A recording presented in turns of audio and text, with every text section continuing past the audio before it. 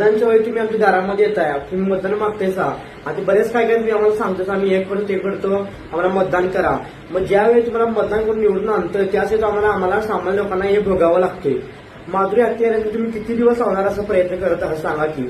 असं किती दिवस होणार आहे? माधुरी जाऊन असं वाटतं की मला बरेच महिनाभर होत आहे, अजूनही माझी कोल्हापूरला परत आलेले नाही. तुम्ही रात्रात तुम्ही तुमचं राजकारण तुम्ही पलटी करताय, पण एवढं तुम्ही बारकं एक सामान्य कोल्हापूरचं तुम्ही एक इच्छा तुम्ही म्हणजे पूर्ण करू शकत नाही. माधुरी तुम्ही परत आणू शकत नाही. म्हणजे काय अवघड होण्याची गोष्ट म्हणावी लागेल तुम्हाला.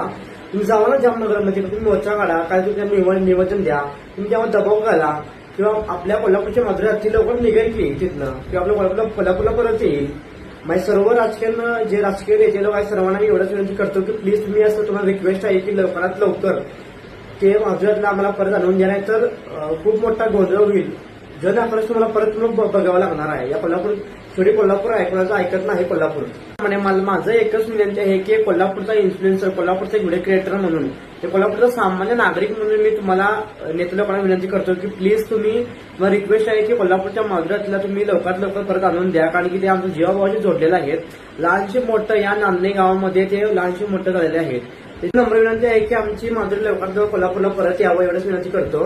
ना मी कोणाच्या पक्षाचा विरोध आहे, नाही कोणाच्या मी धर्माच्या विरोध आहे, फक्त मी माणुसकी म्हणून तुम्हाला बोलायला लागलोय. एवढंच माझं मी नम्र विनंती मी ऐकून घ्या आणि आपल्याला कोल्हापूर